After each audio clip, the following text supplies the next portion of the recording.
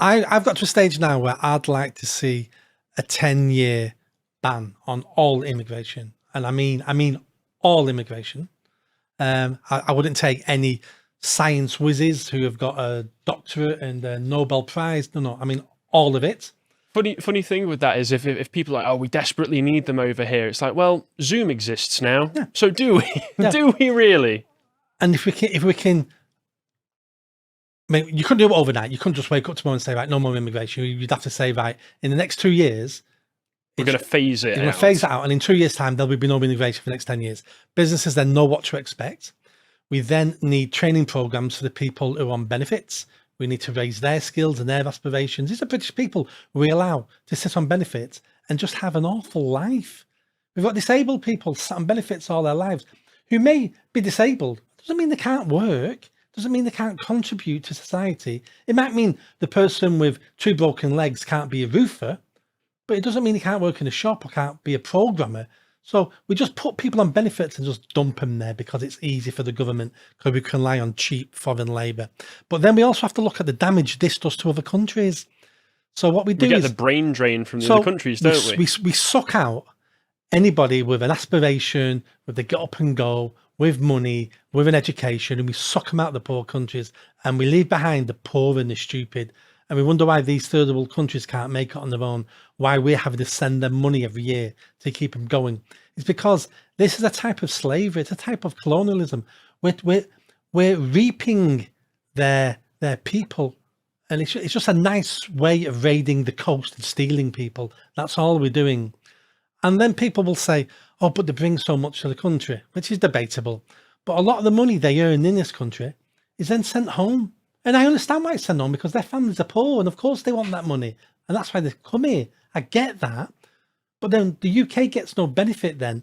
It's something like, I think it's 8 billion a year is sent out of the UK by foreign migrants back to families. 8 billion a year, but it's an UN number that was. It's either 6 or 8. I think it was 8. So that's a big issue for the UK. The drain of money that could be spent here then creates new businesses and new jobs. And it's unfair. I think it's unfair for the immigrants as well, because we advertise them as this is a panacea for them. Come here, sneak in here, you'll do well. They don't do well, most of them, because they haven't got an education, and they get exploited by other migrants, and they're not with their families. It's a bad life for them. It's a type of modern slavery, and that's why I think we need to say 10 years, no more immigration. One of the arguments will be, who's going to look after our old people? Well, all these immigrants will get old. So who's going to look after it? It's that thing again. And then we're also being told... Doesn't that say it all when it's just like, family? Yeah. Family, this is how disconnected people are from the old-fashioned ideas of familial ties and loyalty. Oh, who's going to look after the old people? You should. You should look after your parents when they get too old to look after themselves. You shouldn't just be sending them off to some like housing or some kind of retirement home where foreigners will look after them. You should be the one. They looked after you when you were in nappies, so you should repay the favour. Another thing is, who's going to do all the crap jobs?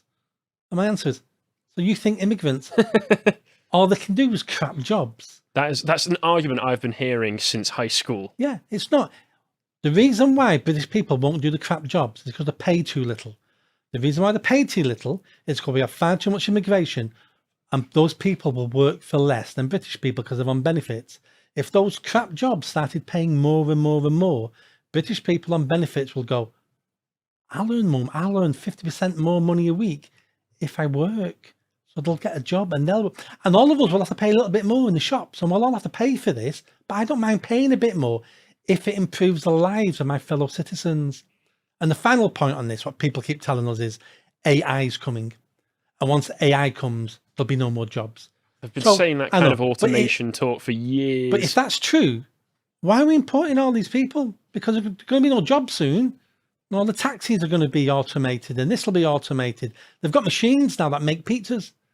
You type in what you want at a shop, and there's no staff in there, and it goes through the oven, things drop on it. So everything it can be automated. But if AI is coming, and AI is coming, it's not going to change the world. Like, people think it's going to, but a lot of jobs will go. So we need to stop importing people.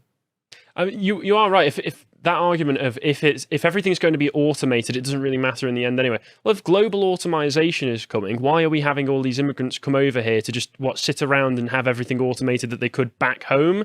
It's certainly not for the climate, is it? But the answer is it's better here than there.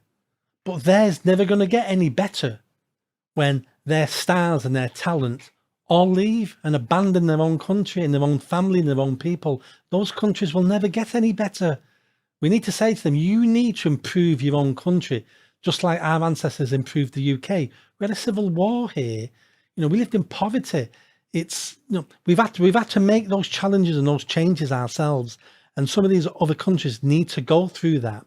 So they have a better, I want them countries to be better. We can't leave them as failed states and just steal their talent, because there'll always be failed states.